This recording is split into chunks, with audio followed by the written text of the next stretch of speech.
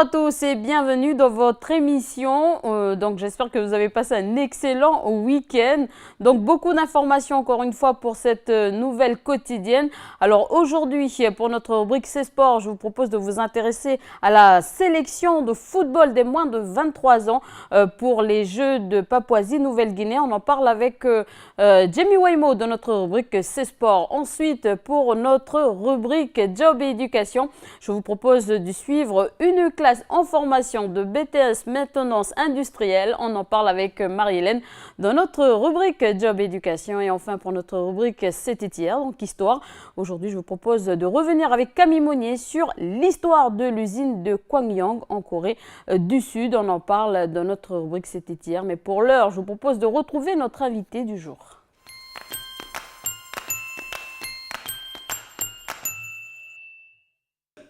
Alors, je reçois aujourd'hui un artiste, donc un musicien, Maurice Bouama, membre du groupe de musique Osoulas, donc un CD qui est donc sorti le jeudi 14 mai. Donc, bonjour Maurice. Bonjour Elise.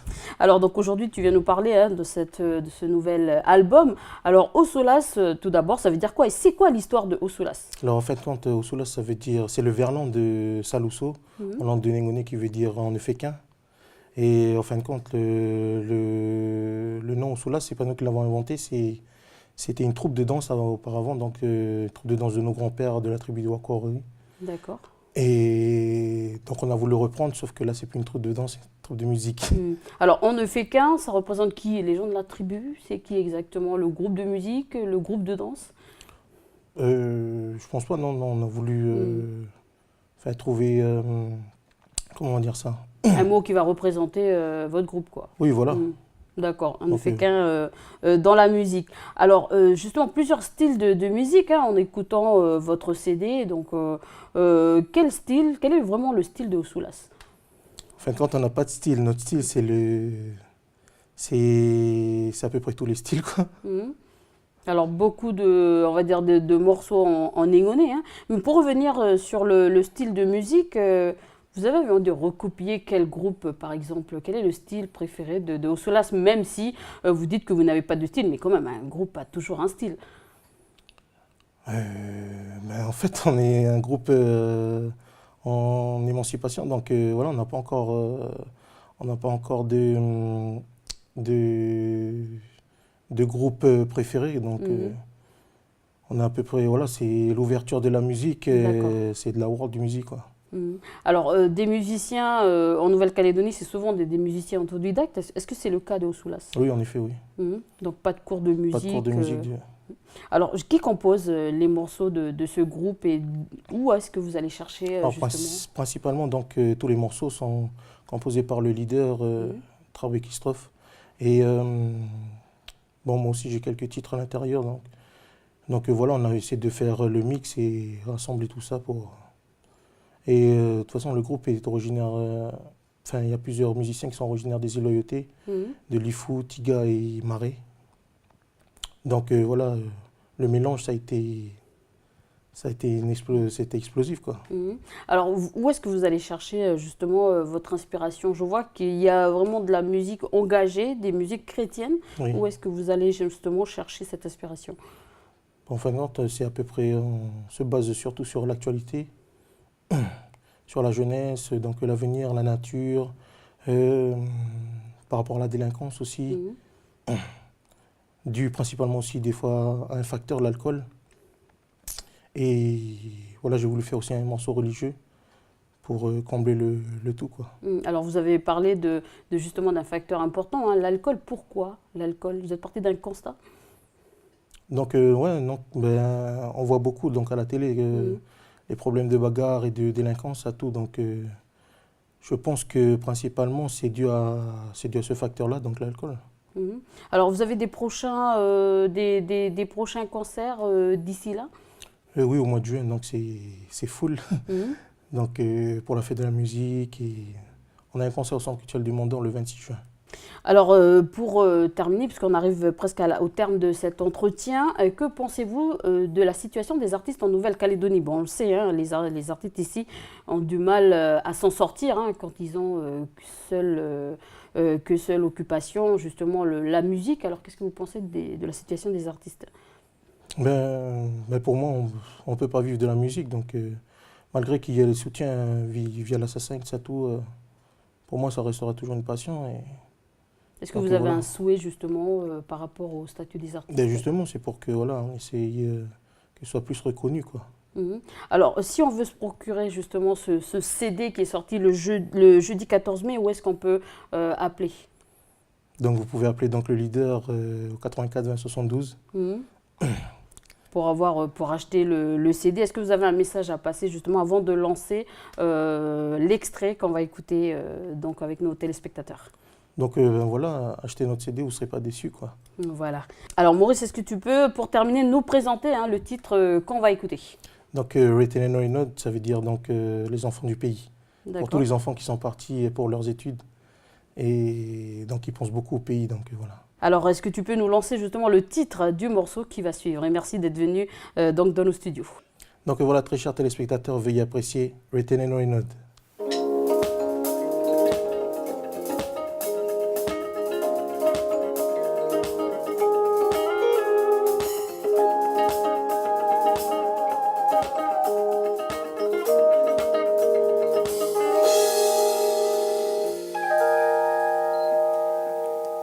J'ai parcouru la terre entière,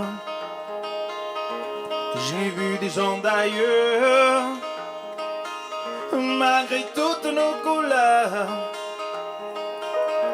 dans la différence nous sommes fiers. J'ai parcouru la terre entière, j'ai vu des gens d'ailleurs, malgré toutes nos couleurs, dans la différence nous sommes fiers.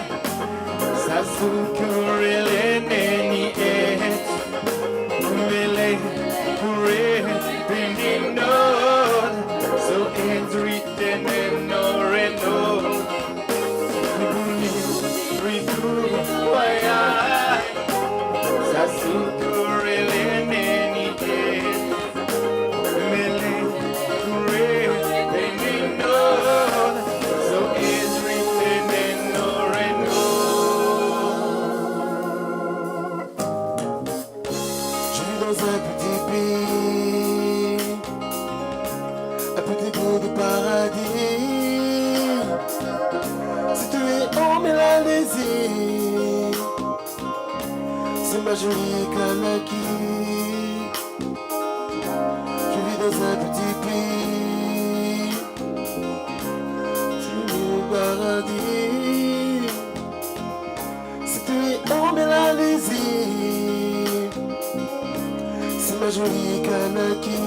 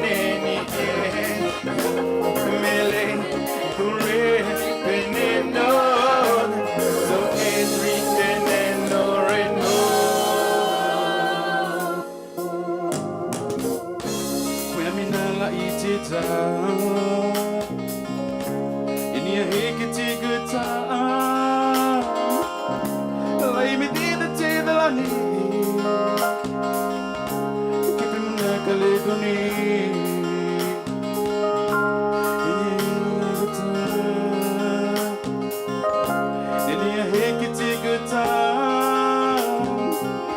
la imedida tive la bi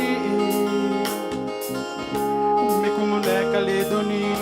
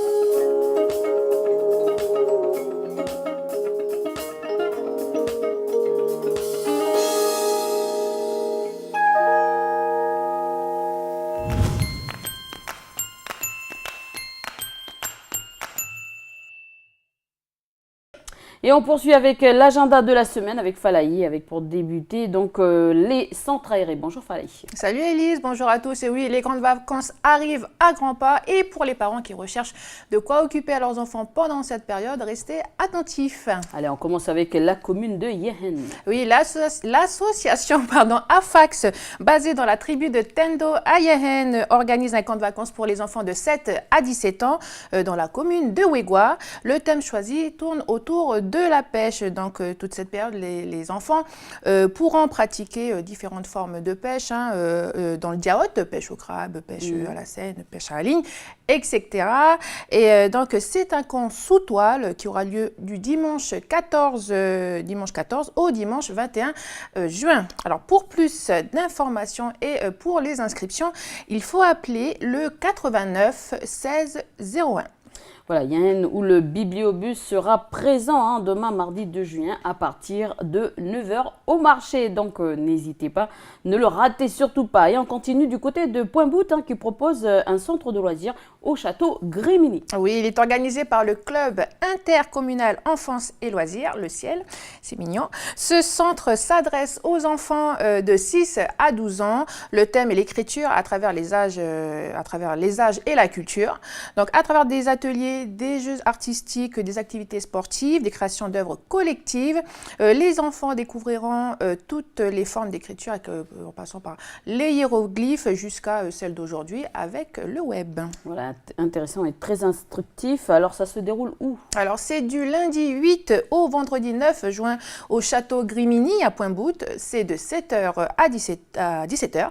Et les inscriptions sont encore ouvertes jusqu'au vendredi 5 juin. Voilà, pour tout renseignement et pour les inscriptions, il faut appeler au 47 24 66 et le 53 50 74. Allez, on prend la Tiwaka et direction Pointe-Nimi. Oui, qui organise son marché nocturne ce vendredi 5 juin. Sur place, vous trouverez différents stands avec des produits de la mer, du terroir, de la restauration, de l'animation musicale avec des groupes locaux. Et vous pourrez voir aussi des prestations de danse et des spectacles. Voilà, et puis c'est l'occasion de découvrir et apprécier la commune de Pointe-Nimi tout en faisant de bonnes affaires, n'est-ce pas, Falaï? Oui, c'est ça. Ce sera ce vendredi 5 juin au stade de Tieti de 15h à 21h. Et si vous désirez avoir plus de renseignements, vous pouvez contacter le 46 20 10. Voilà, et on descend à Poneriwan où le chapiteau a planté sa toile. Oui, depuis aujourd'hui, la fameuse toile orange du chapiteau est visible à Poneriwan. Au programme des spectacles destinés aux petits comme aux grands avec des projections de films, encore de la danse. Alors, mercredi 3 juin, vous sera proposé du théâtre jeunesse avec le spectacle Les Poulets Guerriers. Donc voilà, il y aura 2 séances, une à 9 h, c'est pour les scolaires et c'est sur inscription. Et la seconde est à 18 h. Alors, numéro de téléphone pour se renseigner? Oui, alors si vous êtes une école et que vous souhaitez vous rapprocher du chapiteau, hein, vous devez appeler le 75 90 28 ou aller directement sur leur page Facebook. Voilà, on vous tient informé tout au long de la semaine, hein, pour le reste du programme, parce que comme on dit, trop d'infos tue l'info. Effectivement, et on continue notre agenda avec un festival à Nouméa. Oui, avec avis à tous les jeunes, hein, jeunes passionnés de lecture, l'association Lire en Calédonie, la Maison du Livre et la mairie de Nouméa organisent le festival du livre jeunesse L'Île aux livres. Alors, c'est le premier festival du genre en plus.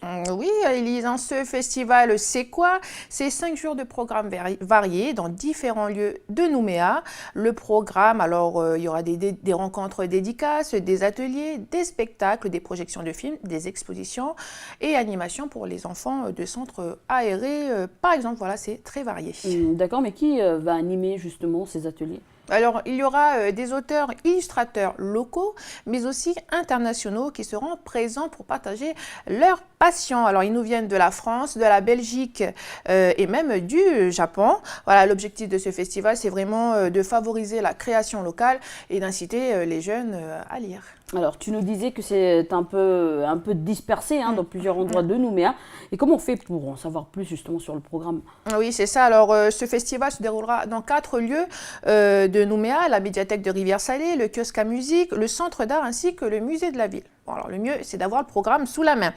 Et vous pouvez le trouver sur le site de la Maison du Livre, www.maisondulivre.nc. Voilà, ce sera tout pour moi, Élise, hein, mais avant de finir, je voudrais préciser que toutes les informations données dans cet agenda peuvent être soumises à des modifications indépendantes de notre volonté.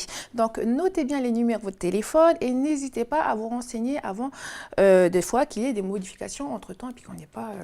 soit pas forcément informé. C'est vrai, donc Falaï, et puis vous pouvez également nous appeler ou envoyer des messages à la quotidienne @nctv.nc pour en savoir un peu plus. Voilà, c'est la fin de l'agenda et puis on se retrouve demain, Falaï. Allez, merci Élise et à demain. Allez, on retrouve notre rubrique C'est Sport.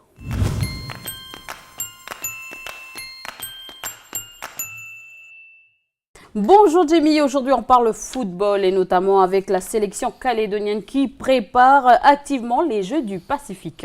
C'est ça, bonjour Elise et bonjour à tous. Objectif PNJ 2015, défendre son titre, sa médaille d'or, c'est le défi à relever donc pour la sélection calédonienne de football, Elise, qui est cette année entraînée par Thierry Sardo, Pierre Wajoka et puis enfin Jean-Marc Ounémois, chargé donc de la préparation des gardiens. Avec PNJ 2015 en ligne de mire, c'est depuis janvier que les premiers regroupements ont débuté, en commençant par un groupe de 36 joueurs. Au fur et à mesure des regroupements, le groupe a diminué. Il faut savoir que seuls 23 joueurs seront retenus sur la liste pour participer aux Jeux du Pacifique. Voilà, Thierry Sardo, hein, sélectionneur cette année, la fédération donc calédonienne a fait appel à la locale. En effet, Elise, Christian Coursimo, c'est le nom du dernier sélectionneur donc métropolitain qui a ramené la médaille d'or durant les derniers Jeux du Pacifique. C'était durant NC 2011. Cette année, pour relever le défi Papou, la Fédération calédonienne de football a fait appel à un homme qui connaît très bien le championnat calédonien. Après avoir entraîné Moulisport, l'AS Lussi, puis enfin Tigasport, le sélectionneur Kagou connaît très bien la Super League. Il n'aurait donc aucun mal à effectuer sa liste de 23 joueurs. Thierry Sardo, un entraîneur charismatique, râleur, comme certains le disent, a su, durant ses passages dans les différents clubs, imposer son système de jeu qui est basé sur un bloc compact et surtout défensif. Voilà, et pour revenir aux joueurs, hein, comment ça se passe la préparation des Kagou, Jamie? Alors, c'est un nouveau groupe, c'est clair qu'il est plein de qualités, qui cherche avant tout à créer cette fameuse cohésion importante pour une compétition comme les Jeux du Pacifique, donc une compétition de cette envergure. Bien qu'ils se côtoient chaque année durant les matchs de Super League tous les week-ends, Thierry Sardo, le sélectionneur, disait qu'il faut qu'ils apprennent à mieux se connaître pour qu'ils puissent se trouver facilement sur le terrain. De ce fait, Élise, la préparation n'est pas encore finie. Bien au contraire, les 2 défaites contre notre voisin Vanuatu sur le score de 3-2 puis 1-0 démontrent qu'il reste encore du boulot. Mais pour cela, Thierry Sardo pourra compter sur sur son staff, Jean-Marc Ounémois, le fameux gardien de la JS Bako puis de Yingen Sport, qui a gagné aussi les derniers Jeux, les Jeux du Pacifique, avec surtout Pierre Wajoka, l'icône du football calédonien, apportera à coup sûr son expérience internationale. Et surtout pour un groupe composé de jeunes de moins de 23 ans. En effet, Lise, tu fais bien de le rappeler, cette année, donc, le groupe sera composé donc, de joueurs de moins de 23 ans. Le nouveau règlement imposé par l'Oceanian Football Confederation, donc l'OFC, stipule que tous les pays participant au tournoi de football doivent fournir une sélection composée uniquement donc, des joueurs de cette tranche d'âge, je rappelle, des moins de 23 ans, car cette année, les Jeux du Pacifique seront qualificatifs pour les Jeux olympiques d'été qui se dérouleront l'an prochain à Rio. Donc Rio 2016, je vous propose sans tarder de retrouver la jeune sélection calédonienne. C'était durant un entraînement avant d'affronter la sélection vanuataise.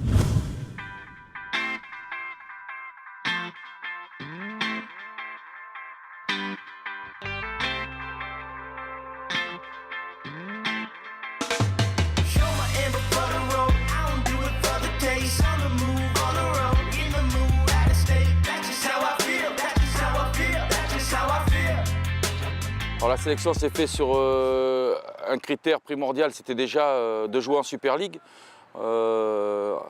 Si on joue pas, le championnat PH Grande Terre a commencé plus tard, donc ça a été difficile d'aller voir des jeunes joueurs potentiellement sélectionnables. Et en jeune, le championnat n'a pas commencé dans le sud, et même dans le nord et tout, donc c'était difficile de prendre d'autres joueurs que ceux qui sont présents régulièrement en Super League et surtout qui jouent. C'est des joueurs nés à partir du 1er janvier 93, donc des U23 sur l'année 2016, l'année des JO. On aurait pu faire appel cette année, si ça avait été vraiment une compétition U23 sans finalité Jeux Olympiques, à des joueurs qui étaient nés au 1er janvier 92, dans le genre de Jean-Chris Wajoka, Rocky Nikein, des joueurs de Nedjeou, des équipes qui sont en pleine bourre, et que on comptait sur quelques joueurs de Nedjeou notamment, qu'on ne pourra pas prendre puisqu'ils sont tous de la même génération de 92. Je peux dire que c'est un bon groupe, on a des bons éléments cette année. Puis c'est vrai que c'est pas tout le temps qu'on se voit, qu'il y a des regroupements comme ça. Ben, je peux dire que l'ambiance, ben, ça se passe bien, ça se passe très bien. Même si on n'arrive pas tout le temps à être tous ensemble. Parce que voilà, il y en a qui travaillent pendant la semaine, il y en a qui travaillent, il y en a qui sont à l'école. Ça fait que tout le groupe, on n'a pas le temps d'être tous ensemble pour bien partager et puis faire partager le foot. J'ai été nommé sélectionneur en fin d'année, mais c'était au départ pour la A. Donc après on est revenu sur ce contexte des U23, c'est arrivé après. On a mis en place des regroupements juste avant la reprise du championnat. On a fait un premier regroupement, on n'était qu'une dizaine. Après on est monté un petit peu plus, on a vu une quarantaine de joueurs. Sur ces 40 joueurs, les autres regroupements qu'on a fait, on a préféré axer ça sur des matchs pour trouver de suite une cohésion, sur des matchs de préparation contre des équipes de Super League qui, elles, étaient aussi en attente de préparation pour le championnat. Pour le staff technique, j'ai fait appel à Pierre Wajoka en tant qu'adjoint et entraîneur des gardiens, Jean-Marc Ouénémois, parce que c'est des garçons qui ont déjà joué beaucoup de matchs sur la scène continentale. Donc j'avais besoin de leur expérience pour faire partager leur vécu avec les jeunes joueurs U23. Pierre Wajoka, ben, il apporte beaucoup pour nous. C'est un plus parce que voilà, c'est quelqu'un qui est expérimenté ici en Nouvelle-Calédonie. C'est un bon joueur de foot. Puis ben, voilà, c'est bon aussi que des joueurs de haut niveau, pour nous ici, ben, c'est un plus. C'est pas que les coachs qui viennent de l'extérieur ou des coachs qui ont juste des niveaux diplômes, des diplômés, tout ça. Je préfère que c'est quelqu'un qui joue au foot, qui nous donne des conseils, tout ça, puis voilà, qui nous parle. J'aime bien Pierre Wajoka parce qu'il nous parle beaucoup. Chaque fois qu'on fait des petites fautes ou des petits détails, là, ben, il est toujours là pour nous aider, pour nous conseiller. Vous savez que c'est un surplus ici d'être avec un coach adjoint comme ça.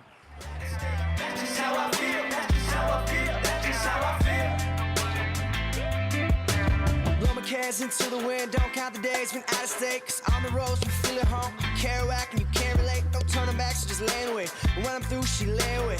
Asking me if it's my time. Le contexte est simple, l'OFC a souhaité que le tournoi des Jeux du Pacifique soit qualificatif pour les Jeux Olympiques de 2016. Nous, malheureusement, pour le CIO, au contraire de la FIFA, on n'est pas reconnu comme pays, puisque le CIO ne reconnaît que la France, donc on ne sera pas, nous et Tahiti, qualifiables. Et par contre, les autres pays océaniens, celui qui sera le mieux classé, alors on ne sait pas trop si la Nouvelle-Zélande participe directement au tournoi ou elle joue un barrage contre le mieux classé des pays qualifiables. Et c'est ces équipes-là qui iront au JO.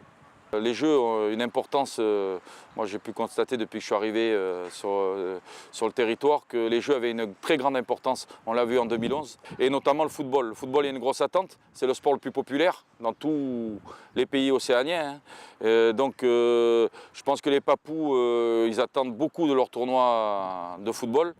Et puis les autres pays, Tahiti, on a vu Vanuatu avant-hier, c'est des équipes qui vont être costauds, on est tous à peu près du même niveau, ça se jouera sur des petits détails. Bon, la préparation à l'escalier, nous on va pas toujours se plaindre, on n'est pas là pour se plaindre, on est là pour avoir des résultats, donc on fait ce qu'on peut avec le temps qu'on a avec les garçons. Étant donné qu'il y a beaucoup de matchs de championnat, c'est difficile de les réunir. Donc on a eu cette chance d'avoir 4-5 jours, là on voit aujourd'hui on s'entraîne, il y en a qui travaillent, il y en a qui vont à l'école. Pour moi, c'est il faut surtout pas se mettre la pression, tu vois. Pas se mettre la pression et puis jouer plus simplement. Jouer, joue tous ensemble, il faut que on arrive à se trouver dans le terrain puis faire un jeu. Voilà, on a vu dimanche contre le Vanuatu, ça a été dur, puisque voilà, c'est un premier match. C'est la première fois qu'on joue ensemble contre une équipe de l'extérieur, au niveau international. Ça fait que voilà, on a un peu pêché là.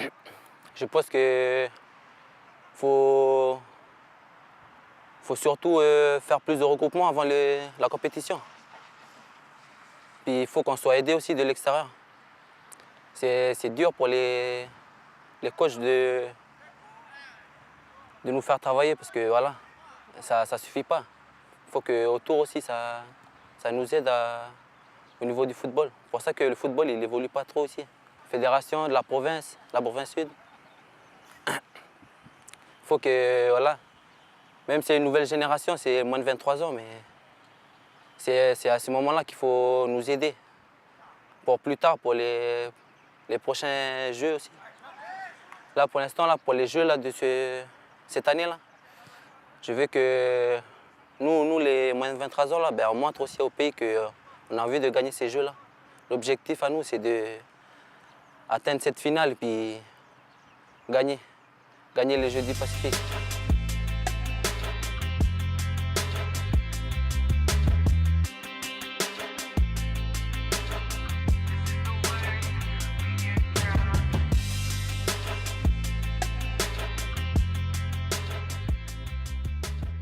Voilà, donc après les 2 défaites face au Vanuatu, le prochain regroupement aura une grande importance. En effet, Elise, un regroupement capital pour rechercher cette fameuse cohésion de groupe, mais surtout pour affûter la sélection. C'est le souhait de Thierry Sardo, le sélectionneur. Pour cela, un stage fermé devrait avoir lieu au cours de la 2e quinzaine du mois de juin pour régler ses carences avant le jour J et notamment cette nonchalance que l'on trouve souvent, régulièrement sur les terrains de Super League. Tu sais, cette nonchalance qui fait un peu la caractéristique du football calédonien, c'est-à-dire, allez, je vais essayer de démocratiser un peu le discours, jouer pour jouer et non pas... on n'a pas encore cet esprit tueur que l'on devrait avoir devant les buts, donc faire preuve de réalisme. C'est ce qui manque un peu au football calédonien. Voilà, c'est vrai que ce match a beaucoup été critiqué, mais qui sait, peut-être qu'au Vanuatu, ils vont faire mieux, plutôt pendant les Jeux au Papouasie-Nouvelle-Guinée. Tu fais bien de dire Vanuatu, Elise, puisque un match, juste pour préciser sur le stage de préparation, il se pourrait qu'il puisse se rendre au Vanuatu pour faire effectuer ces 2 stages de préparation. Donc, voilà, 2 matchs amicaux seront prévus. S'ils ne parviennent pas à se déplacer au Vanuatu pour effectuer ces stages fermés, sûrement qu'ils iront en province nord. Mais Thierry Sardo me le disait, ce stage fermé, ce stage de préparation est très très très important pour un groupe qui est encore très jeune et Oui. qui, encore pour la plupart, ne connaissent pas le haut niveau, ne savent pas encore comment il faut vivre en groupe durant 2-3 semaines. C'est différent, c'est difficile. Et là, il y a encore du pain sur la planche. Mais je compte sur le staff, un beau staff technique. Voilà, et on compte sur vous pour ramener cette médaille d'or. Donc une médaille, c'est une médaille, on va dire, la plus convoitée des Jeux. En effet, Elise, d'ailleurs. la médaille la plus importante, je dirais, la plus disputée avec un grand nombre de pays qui, à chaque édition, répond en masse pour les inscriptions. C'est une médaille très convoitée, mais qui sera difficile à gagner cette année. Rien ne sera simple pour les Kagous, car le pays organisateur, Papouasie-Nouvelle-Guinée, a mis d'énormes moyens pour gagner les Jeux du Pacifique chez lui, en multipliant les stages de ses athlètes en Australie, Nouvelle-Zélande et même aux États-Unis. La Papouasie-Nouvelle-Guinée annonce déjà les couleurs. Il faut savoir que le seul pays à avoir battu la Nouvelle-Calédonie au cours des Jeux, plutôt au niveau des Jeux du Pacifique, c'est PNG. C'était durant les derniers Jeux qu'ils avaient organisés à domicile. À domicile. Voilà, les Jeux qualificatifs pour Rio 2016, les Jeux olympiques d'été, un rêve inaccessible justement pour nos Kagous. Oui, voilà, c'est vrai, tu fais bien de le préciser. C'est vrai que ce tournoi est qualificatif pour Rio 2016, uniquement pour les pays indépendants. Pour nous, Wallis, Sefoutuna, Tahiti et donc la Calédonie, c'est en effet, Elise, un rêve inaccessible, puisque voilà la raison pour laquelle certains acteurs du football calédonien s'y étaient opposés, notamment le CTOS. Pour les Calédoniens, ils voulaient à tout prix que l'on présente notre sélection, la meilleure sélection avec les grands joueurs, les joueurs expérimentés, les joueurs cadres, et puis ceux qui ont plus de 23 ans, tout simplement. Pourquoi? Parce que c'est pour défendre son titre. Donc voilà, ce règlement-là, ça a été imposé par l'OFC.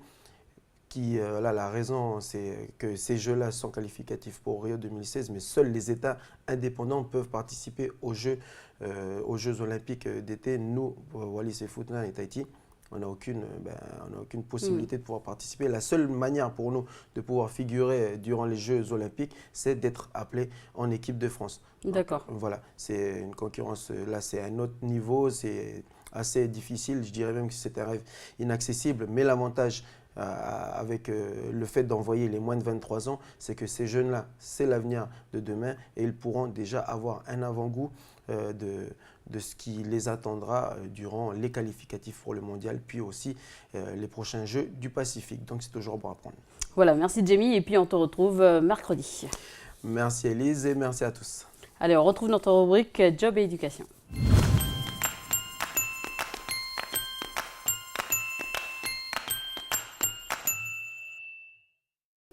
Bonjour Marie-Hélène, donc il y a un secteur d'activité dans lequel il existe des possibilités d'embauche, c'est la maintenance. Alors dis-moi, derrière ce terme se cache énormément de métiers, éclaire-nous un peu sur le sujet. Oui, bonjour Élise et bonjour à tous. Alors c'est vrai qu'effectivement, c'est un secteur qu'on ne connaît pas très bien. C'est vrai que le terme de maintenance englobe pas mal de choses. Donc la maintenance, c'est quoi? C'est donc l'entretien, la réparation des appareils, des machines, des équipements également. Donc la personne, si tu veux, elle est amenée donc à exercer la personne qui est amenée plutôt à exercer ce métier va donc devoir contrôler, détecter les pannes et puis ensuite établir donc un diagnostic pour pouvoir justement réparer. Donc finalement, elle tient un rôle important parce qu'il faut tout faire pour, par exemple, ne pas ralentir l'activité de l'entreprise pour laquelle elle travaille. Eh bien oui, exactement, car dans une usine en fait, même si les machines de production, si tu veux, elles sont quand même contrôlées régulièrement, voilà, pour justement éviter toute panne, on n'est jamais à l'abri, si tu veux, d'un imprévu, quoi. Donc effectivement, malgré toutes les vérifications qu'on peut faire, voilà, les machines elles sont quand même faillibles. Alors quels sont les secteurs d'activité dans lesquels on trouve des emplois de maintenance? Alors tiens-toi bien Elise, parce qu'en fait la liste elle est super longue. Il y a beaucoup de secteurs d'activité qui sont donc concernés. Il y a donc la mine, l'industrie, les bâtiments et travaux publics, mais aussi l'automobile et puis l'informatique et même l'aéronautique. D'accord, donc finalement ça représente énormément de perspectives de carrière intéressantes. Ah ouais, c'est certain. On peut donc travailler sur des avions, sur des voitures, sur des engins de chantier, des machines industrielles, des ascenseurs également, ils font partie de la famille, voilà, des machines qui sont donc concernées par de la maintenance. Et puis ces hommes, si tu veux, ou ces femmes sont donc, on le sait, des chevilles ouvrières importantes pour justement que tout ça fonctionne correctement et sur la durée. Alors, dans la maintenance, si on trouve énormément de métiers, il doit également y avoir des niveaux différents de compétences. Oui, exactement. On trouve donc des agents de maintenance, des techniciens de maintenance, mais également des ingénieurs, hein. D'accord. Alors, justement, est-ce que tu peux nous donner quelques noms de métiers que l'on retrouve dans le secteur? Oui, alors on trouve par exemple des techniciens d'intervention télécom, des agents de maintenance des bâtiments, des mécaniciens d'engins de chantier, des techniciens de maintenance industrielle, des chaudronniers, des tuyauteurs, des électriciens de maintenance. Ce sont des noms qu'on entend lorsqu'on écoute les offres d'emploi, hein. Et puis qu'est-ce qu'on peut trouver d'autre encore? Des techniciens en froid et climatisation, et puis des techniciens également de maintenance en électronique. Donc tu vois finalement beaucoup, si tu veux, d'équipements sont concernés, hein, qu'ils soient donc électriques, électroniques, mécaniques, hydraulique ou encore à commande numérique. Alors, à t'entendre dire, ce sont vraiment des métiers très techniques. Ouais, c'est clair. D'ailleurs, est-ce que ces emplois sont proposés dans une grande ou plutôt petite entreprise? Alors, les entreprises, en fait, de toute taille, j'ai envie de te dire, recherchent des personnes, en fait, qualifiées dans ce secteur de la maintenance, hein. Donc, il faut savoir que ces compétences, si tu veux, elles sont en général quand même fortement liées aux notions de compétitivité et de croissance de l'économie. On comprend pourquoi, puisque on est dans de la production, hein. Donc, sans équipement, sans machine, on ne peut pas produire dans certains secteurs, donc on comprend tout de suite pourquoi effectivement il faut qu'une entreprise, si tu veux, s'attache en fait à être au fait même des progrès technologiques pour répondre un petit peu aux besoins, quoi, souvent des complexes industriels. Et avec justement nos usines de nickel, il y en a 3 ici, nous sommes plus que concernés par ces défis et nous avons de sacrés challenges, on va dire ça, à relever. Alors pourquoi nous entendons de plus en plus parler de formation, d'opérations d'information dans le domaine justement de la maintenance? Oui, c'est vrai, Élise. Il existe même, figure-toi, un événement dédié, tu en as certainement déjà entendu parler, le fameux Carrefour en fait, de la maintenance, qui est donc organisé pour informer justement nos jeunes, pour également que les entreprises aient un peu comme une petite vitrine, si tu veux, pour faire savoir dans quel secteur d'activité il se situe. Exactement. Et puis, il y a aussi les établissements de formation qui font le déplacement pour l'occasion, les établissements de formation, les entreprises et aussi les organismes de formation qui proposent aussi des modules. Alors, c'est vrai que lors de cette journée-là, c'est le moment, si tu veux, d'en savoir un petit peu plus sur ces métiers.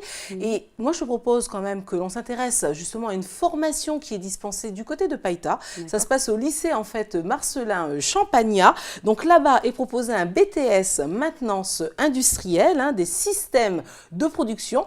Donc, on va découvrir tout de suite de quoi il s'agit grâce... Je vais comprendre parce que oui, exactement, on va tous mieux comprendre. Et figure-toi qu'on a ce reportage grâce à Falaï Wedjo. Donc, on regarde de suite ce qu'il en est.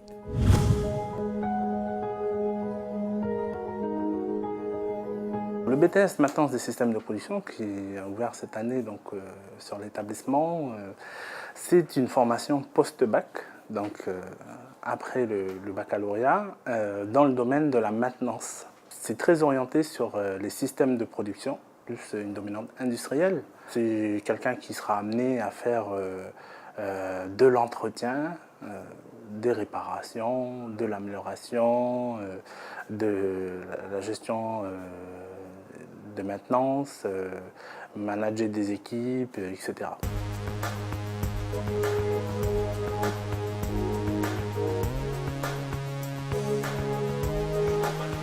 Dès que vous allez arriver à un moment donné où vous allez vous heurter à une difficulté, il ne faut pas rester ancré sur la difficulté, il faut prendre du recul, il faut revenir à la question. Donc il faut savoir qu'on a des élèves qui viennent un peu d'horizons différents, avec des bacs S pour certains, on en a peu, des bacs pro élec, des bacs pro maintenance, des élèves qui viennent de STI. Donc cette première partie, on va dire ce premier semestre de première année, s'oriente davantage vers une remise à niveau des étudiants de façon à ce qu'ils aient à peu près tous un niveau homogène. Puis ensuite, on fait tout ça pour arriver à une approche globale des systèmes de production et de pouvoir rentrer dans l'analyse. Et tout ça, bien sûr, en deuxième année, pour arriver à faire du diagnostic et à être performant, notamment dans le dépannage. Bon, c'est bien ça. Opération réussie, c'est bon. D'accord, impeccable. Ben, allez, continue. Ça va, vous avez compris les deux autres? Ce qui c'est bien de manipuler hein, à tour de rôle. Tu effaces et puis vous faites tous les trois. Hein?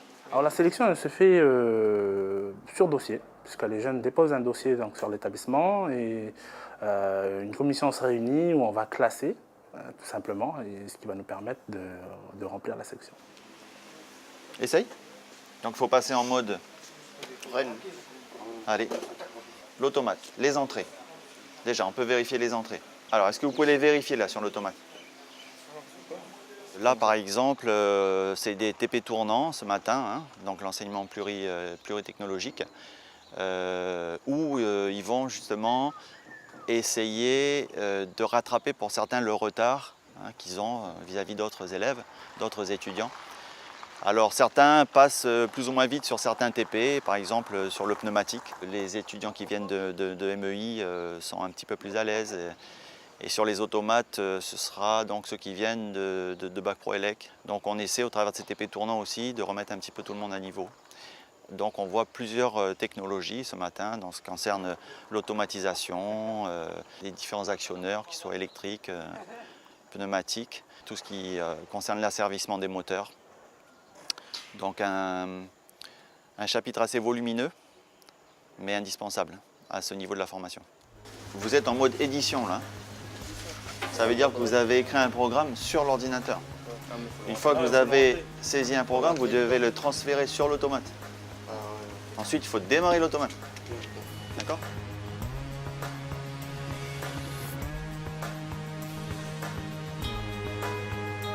Les qualités et les aptitudes qu'il faut pour ce genre de formation, c'est beaucoup de curiosité. Ça, c'est quelque chose d'important. C'est d'être ouvert à toutes les nouvelles technologies. À ce niveau-là, je pense que les jeunes, il n'y a pas vraiment de souci. Et en même temps, ne pas avoir peur d'aller vers l'inconnu. Parce que le monde des sciences et techniques évolue tous les jours. Donc il faut être capable de se remettre en question et puis de s'intéresser et d'aller voir comment on fonctionne, etc. et d'être curieux. Et ça va au-delà du temps scolaire. C'est ce que je dis à mes étudiants.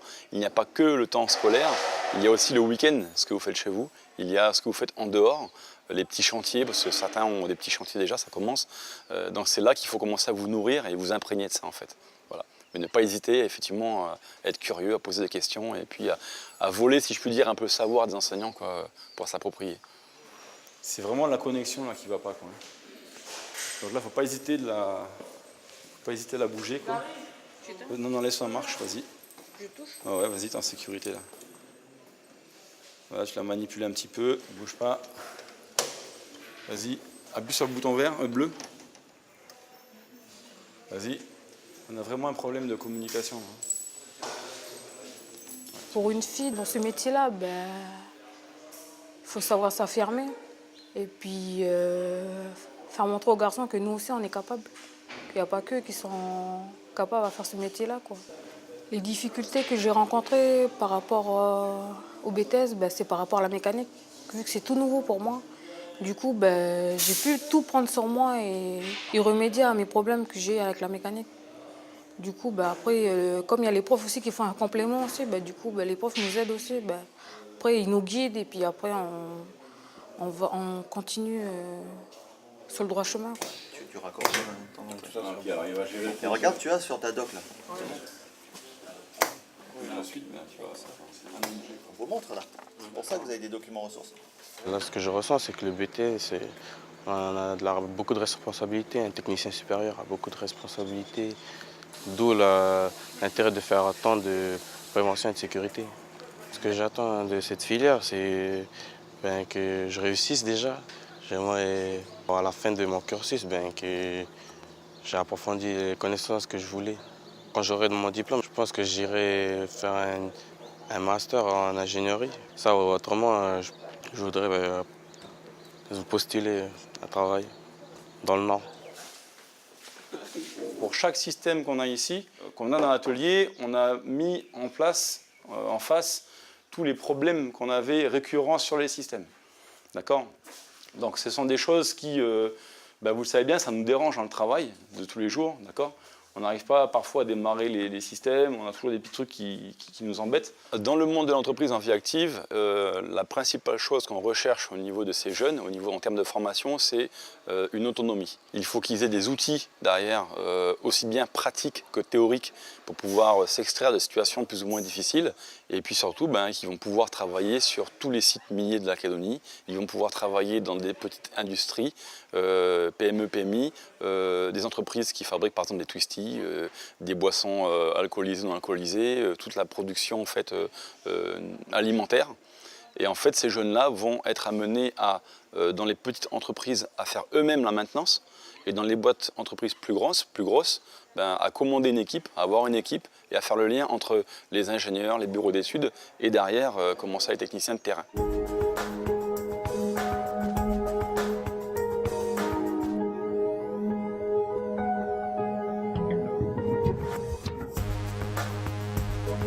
Là, je vais m'équiper pour intervenir dessus une machine. Donc là, on a coupé le courant, mais on s'équipe toujours quand même pour avoir une protection personnelle. C'est une opération obligatoire dans l'entreprise. Voilà. Un casque aussi quand même pour éviter les chocs.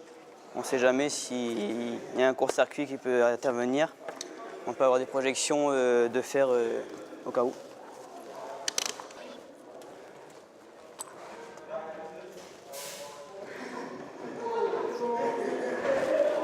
Donc là, j'ai terminé l'intervention, donc je peux me déséquiper.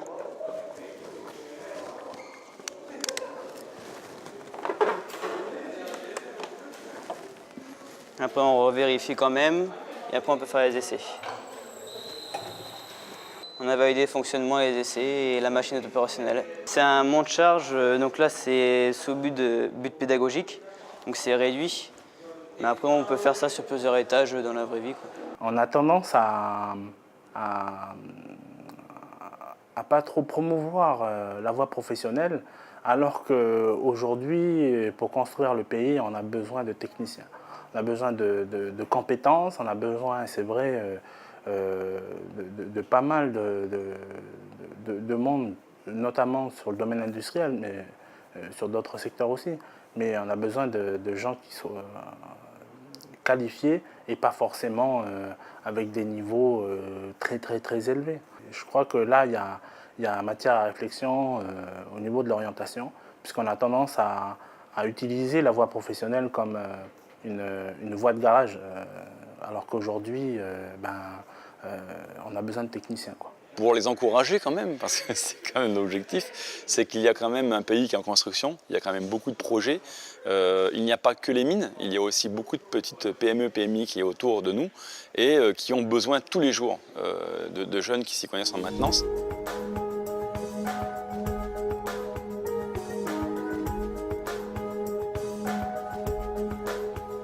Alors pour ceux qui souhaitent se diriger dans cette voie, il n'y a rien de mieux que d'être au cœur de la formation. Et puis on le sait, il y a quand même des possibilités d'embauche, ouais. Marie-Hélène. Alors est-ce qu'on a une petite idée des besoins? Oui, Élise, il y a une étude en fait qui a été publiée par l'IDCNC en juillet 2014. L'IDCNC, c'est donc tout le monde, je pense quand même le sait maintenant, l'Institut du développement des compétences en Nouvelle-Calédonie. Donc si tu veux, dans cette étude-là, il était précisé que le domaine de l'installation maintenance était passé donc de la 4e à la 8e position. Donc ce qui veut dire que les besoins sont du coup moins urgents. Il y a eu donc des postes qui ont été pourvus. Cependant, le volume d'emploi, si tu veux, potentiel, il reste quand même important parce qu'il se situe entre 100 et 200. Donc je vais détailler quand même ce besoin-là par métier, Élise. Donc il y a, on a besoin d'ingénieurs en maintenance industrielle, voilà, puisque le volume d'emploi potentiel, il se situe entre 50 et 100. Donc c'est considéré comme un secteur très porteur et on recrute à Bac plus 5. Ensuite, Élise, on a besoin de chefs de projet en infrastructure. Alors là aussi, le volume, si tu veux, d'emploi potentiel se situe entre 20 et 50. Donc on le considère comme un secteur très porteur et donc on recrute à Bac plus 2. Ensuite, il y a donc un besoin en agent de maintenance industrielle. Le besoin donc d'emploi potentiel se situe entre 50 et 100. Par contre, voilà, ce secteur est considéré quand même comme un secteur faiblement porteur et le recrutement se fait à niveau Bac. Alors Marie-Hélène, pour les jeunes qui seraient intéressés par ce secteur d'activité, rappelle-nous un peu où est-ce qu'on peut se former au pays. Alors, on peut effectivement tenter de décrocher un CAP maintenance, un CAP en maintenance, pardon, véhicule auto, matériel et construction bâtiment. Donc, il faut savoir qu'il faut s'adresser dans les SECPA pour voilà, intégrer cette formation-là. Il faut savoir qu'il y a donc des SECPA du côté de Boulary, du côté de Normandie et puis aussi sur l'île d'Ouvéa. Ensuite, les annexes aussi de lycées professionnels proposent ce type de formation, donc du côté de La Foix, de Coumac, de Connay, de Marais et de Poindimier-Élise. Et puis les lycées professionnels aussi se positionnent sur cette formation.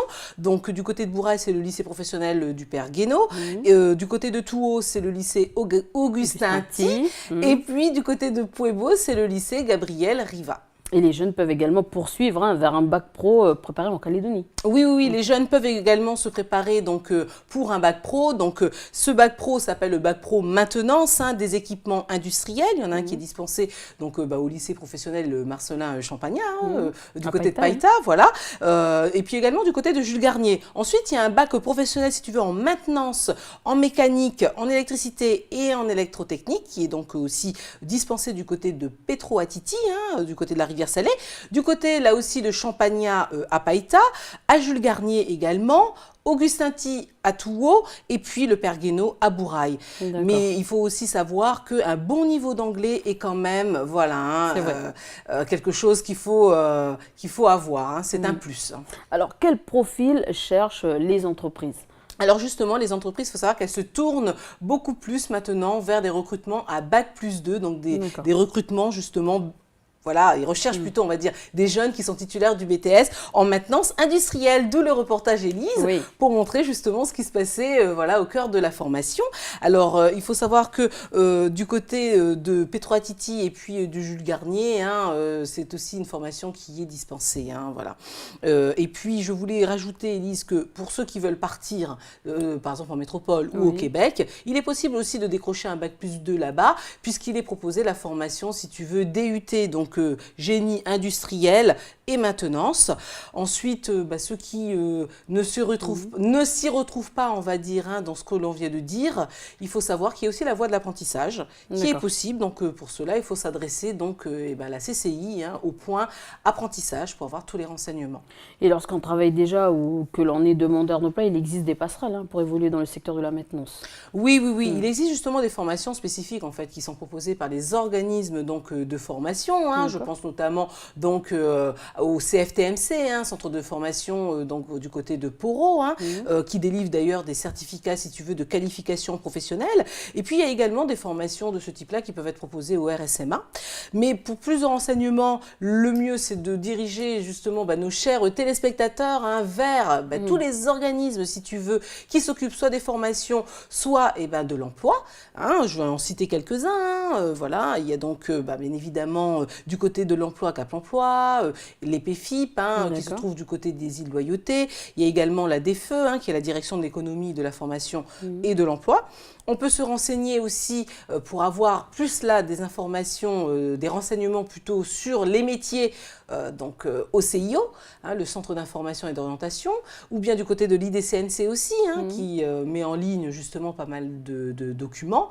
Donc voilà Élise, avec tout ça, tous ces contacts, on doit pouvoir s'y retrouver. Voilà, donc merci Marie-Hélène pour toutes ces informations et on te retrouve mardi. Oui, à bientôt Élise, au revoir. Allez, on passe tout de suite à notre rubrique Flamand.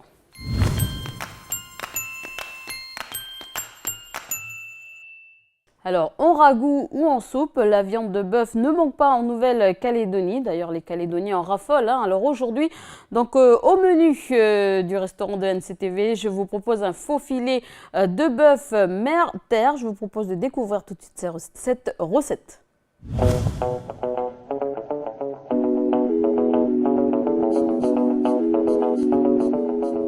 Bonjour, je me présente, je m'appelle Alfred Castagne Junior, je travaille à l'hôtel Tieti. Je vais vous présenter un plat qui s'appelle le faux filet de terre-mer. Là, il faut du faux filet de bœuf avec du saumon fumé, du fouet de volaille, du thym, un bouquet de thym et un bouquet de basilic. Avec 2 échalotes. Là, je vais vous expliquer pour la sauce qui va accompagner la viande. du vinaigre d'alcool, du sucre, des framboises et avec le fond. C'est du fond brun à parer la viande. Je suis en train de commencer à couper la viande.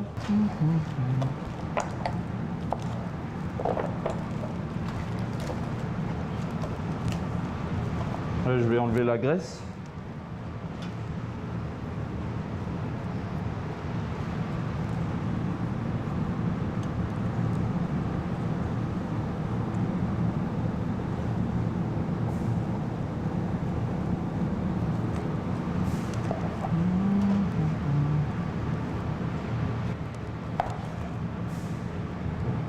Je le recoupe pour pouvoir mettre le saumon et puis le foie à l'intérieur avec le basilic et le thym.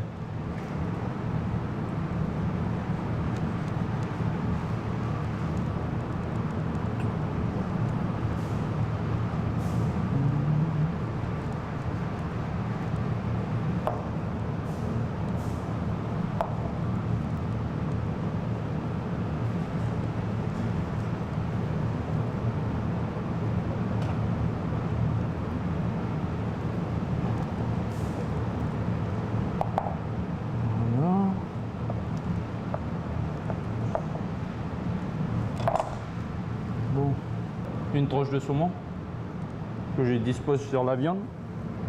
Une deuxième tranche de saumon. Une troisième. Là, je vais mettre mes feuilles de basilic.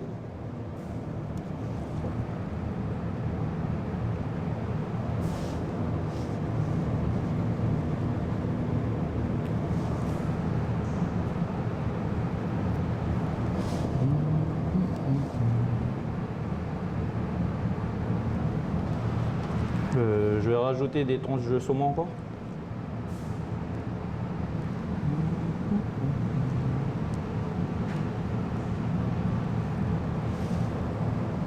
Je vais mettre mon foie de volaille.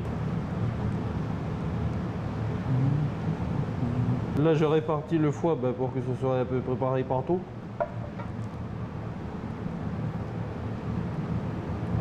Là, je vais commencer à rouler.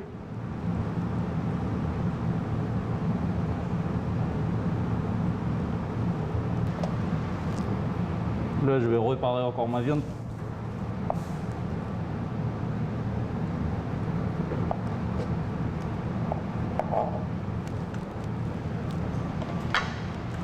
Et là, je vais commencer à la ficeler.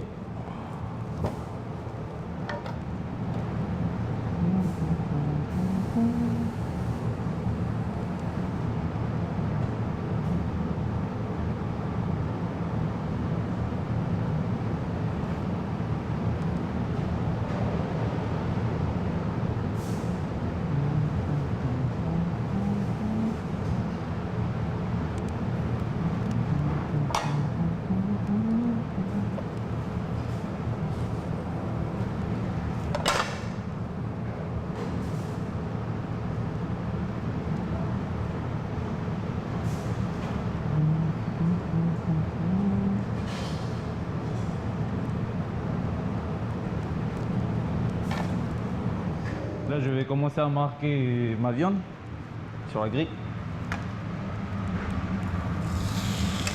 Marquer sur tous les côtés de la viande pour que ce soit doré. Et après, je termine la cuisson en four.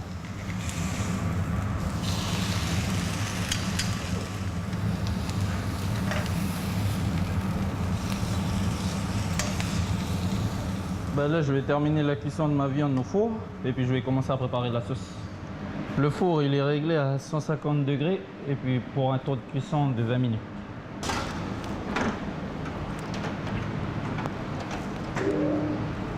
Là, maintenant, je vais commencer la préparation de la sauce framboise. Là, je vais mettre le vinaigre, 40 centilitres, avec du sucre.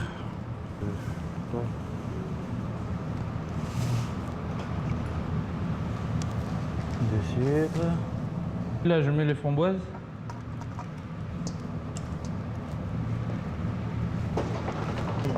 Je vais commencer à ciseler les échalotes.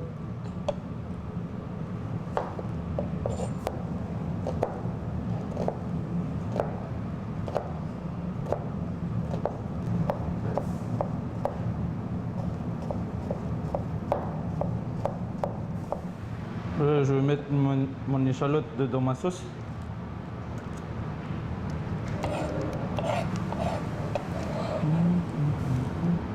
Là, je vais la mettre sur le feu pour la laisser réduire. Ben là, je suis en train de mélanger pour le sucre, pour qu'il se répartit bien dans la sauce. Je vais laisser réduire, puis après, je vais rajouter mon four. Alors là, ben, pour la garniture qui va accompagner la viande, il y a des haricots, des oignons, des carottes et puis des courgettes. Ben, je vais commencer à les faire sauter à l'huile d'olive.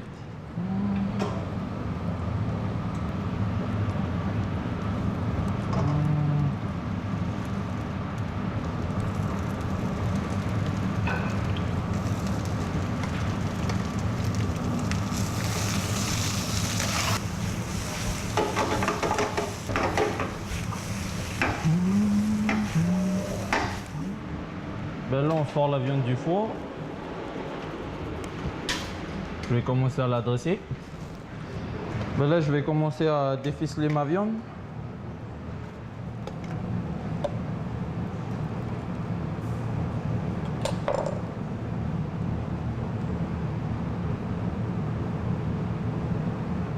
Bon, ben là, je vais commencer à couper ma viande.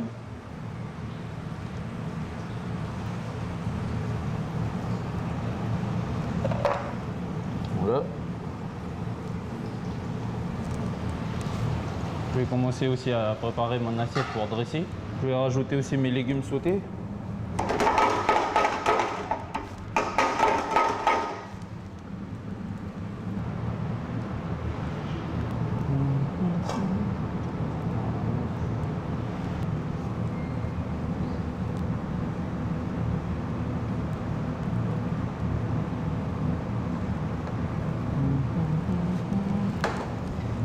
Là, je vais prendre une feuille de basilic pour faire le décor de mon assiette. Là, je coupe mes feuilles pour donner un style.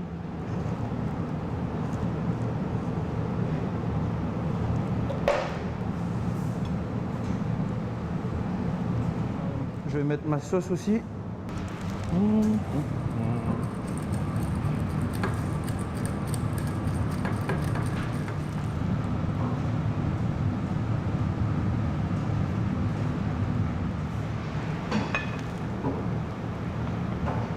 Voilà, je viens de terminer de préparer mon assiette. Mon faux filet de bœuf terre-mer, accompagné de sa garniture de sauté de légumes avec sa sauce framboise.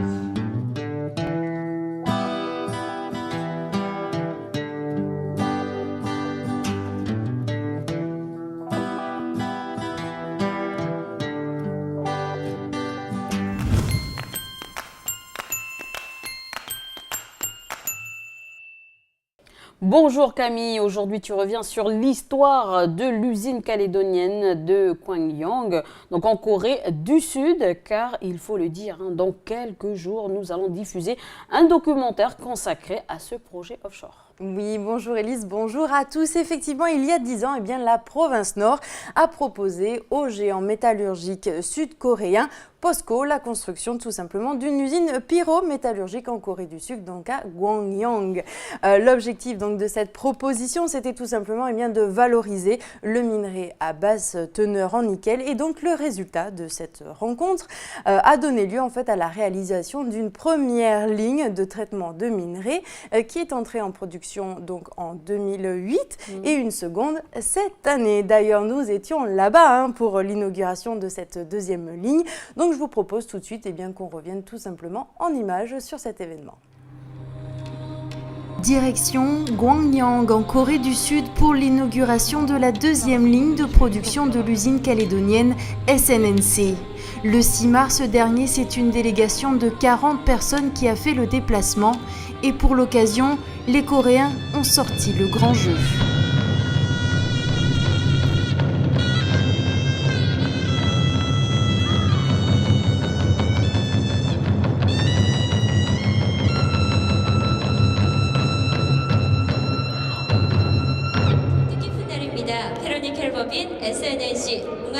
À partir de maintenant, nous allons commencer la cérémonie d'inauguration de la deuxième ligne de production de SNNC. Mesdames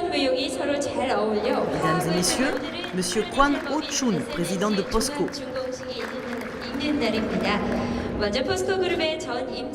Au nom de l'ensemble du personnel de POSCO, Monsieur le Président Kwon Oh-chun prononcera un discours de célébration. Veuillez l'applaudir.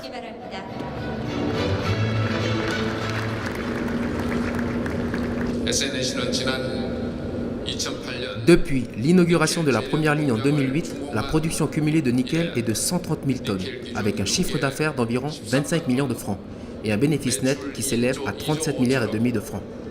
Un résultat qui nous a valu d'attirer l'attention au niveau mondial en tant que modèle d'investissement à très grand succès.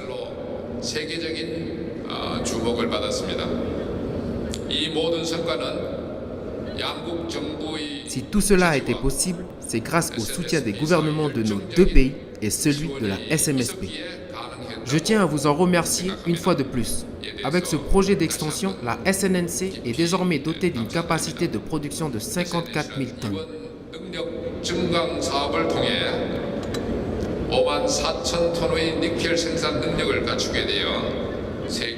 Désormais, la SNNC contribuera aux profits nationaux de la Nouvelle-Calédonie et de la Corée et servira de moteur de croissance très important pour les activités de l'acier.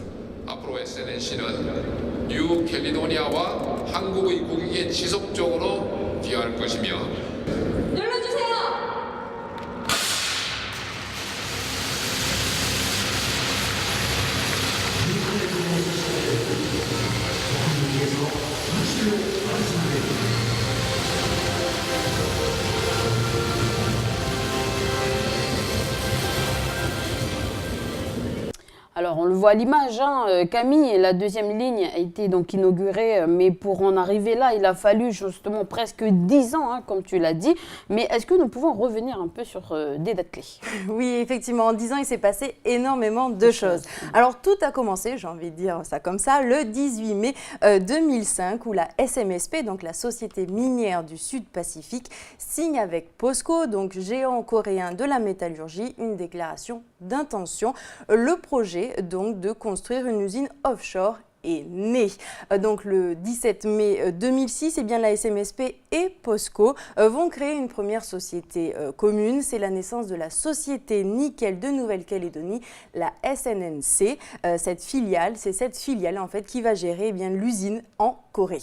De l'autre côté, en Nouvelle-Calédonie, il va se passer aussi des choses. C'est la naissance également de la NMC, une seconde en fait, société de partenariat qui rassemble, elle, tous les titres miniers.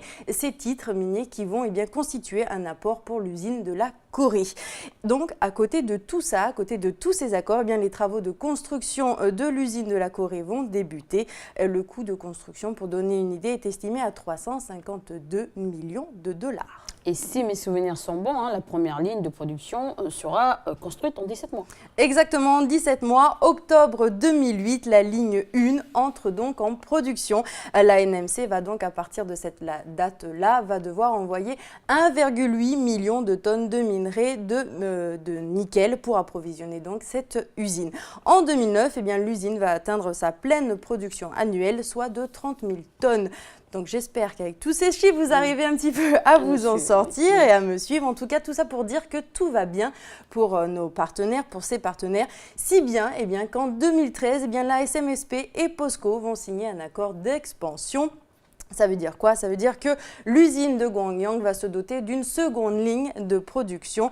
Ainsi, elle va donc doubler sa capacité nominale annuelle, donc de passer de 30 000 tonnes de nickel métal à 54 000 tonnes. Et il faut le rappeler, hein, pour la création de la deuxième ligne, hein, le site de Gwangyang a fait de nouveaux travaux. Aujourd'hui, donc, il y a la nouvelle aire d'acheminement par convoyeur terrestre, d'une aire de stockage, des autres travaux sur la préparation du minerai, d'une seconde installation de séchage et un troisième four rotatif d'un second four électrique. Voilà, et ce second four électrique donc marque effectivement cette expansion de cette usine. Donc un petit peu toute la motivation, tout le bon fonctionnement de ces deux partenaires. Donc justement, par rapport à cette montée en puissance, je vous propose tout simplement d'écouter les propos du président de la province Nord, M. Paul Niaotin. Avec la première ligne de production, la Corée du Sud, c'est pas seulement POSCO, la Corée du Sud, c'est la première usine de ferro-nickel. Hein, là, il y a plein de choses ailleurs. Hein. Au Japon et ailleurs en Chine. Mais eux, c'était la première fois qu'ils mettaient le pied dans la production de ferro-nickel. Ils sont producteurs d'acier et d'acier inox. POSCO, mais en Corée, c'était la première ligne de production dans le domaine du ferro-nickel. Et donc là, ils maîtrisent, ils ont même amélioré le four et le procédé. Et donc, on voit bien que quand on vient la deuxième fois, ils ne se posent pas la question si ça va marcher ou si ça ne va pas marcher. Et ils se disent, ça va marcher, il nous faut le minerai. Donc, c'est cette confiance, la confiance qu'on a sentie dans nos dirigeants de la SNNC, relayés par les gens de POSCO, qui eux nous disent, il n'y a pas de problème, nous on a besoin de ce produit, donc n'ayez pas crainte, c'est votre usine, mais nous on est intéressés par le produit et la capacité nominale de 50 000 tonnes, elle sera même encore insuffisante. Donc ce qui veut dire qu'on peut s'attendre à une extension future, mais peut-être avec une autre technologie, puisqu'on est déjà passé d'un process à 7-10 à 2, donc la prochaine étape, ça va être certainement moindre, puisque les teneurs en minerais vont continuer de baisser. Donc moi, c'est ça que j'ai retenu, et du côté de là-bas, enfin, je veux dire, la qualité de l'accueil, mais par rapport à ce qu'on est allé faire, une espèce de confiance installée. Alors voilà, je vous ai un petit peu expliqué simplement comment tout cela s'est passé, mais vous imaginez bien que pour en arriver là, pour avoir cette deuxième ligne, eh bien, la stratégie des partenaires et la mise en place de cette usine a nécessité beaucoup de temps, beaucoup d'heures de négociation. Alors justement, c'est là qu'on va faire plaisir aux téléspectateurs, eh bien, pour qu'ils se rendent compte eh bien, de cette aventure incroyable que cela a été. Je leur donne déjà rendez-vous sur NCTV pour un documentaire inédit. Ça va être diffusé, donc un documentaire que nous avons produit avec Neoprod, un documentaire qui s'appelle Gwangyang, une usine calédonienne offshore, et vous pourrez le découvrir dans le cadre de l'émission du magazine Grand Angle, mardi 9 juin à 19h05. Donc voilà, un rendez-vous donc à ne pas manquer sur NCTV. Donc déjà, pour avoir une petite idée de à quoi va ressembler ce film, donc je vous propose qu'on regarde une petite bande-annonce.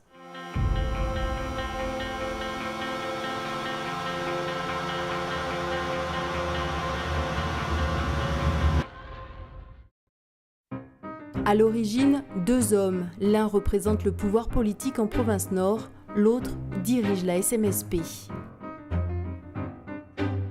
Ensemble, ils partent à l'assaut d'un géant mondial de la métallurgie, alors qu'à l'époque, la SMSP est cantonnée au seul rôle d'exportateur de minerais. Ça n'existe pas nulle part. Dans le monde aujourd'hui, à ce qu'il paraît, mais nous on ne savait pas que ça n'existait pas, nous on voulait le faire. Quel que soit le statut, quelle que soit l'opinion politique, les gens veulent construire le pays. Et pour avoir une paix durable, c'est le développement. Qui est POSCO ? Avec 30 000 employés, en 2013, elle réalise un bénéfice net annuel de près de 1 milliard de dollars US. Alors comment créer un partenariat entre deux entreprises de taille si éloignée ? Il va falloir convaincre. C'est la lutte du pot de terre contre le pot de fer.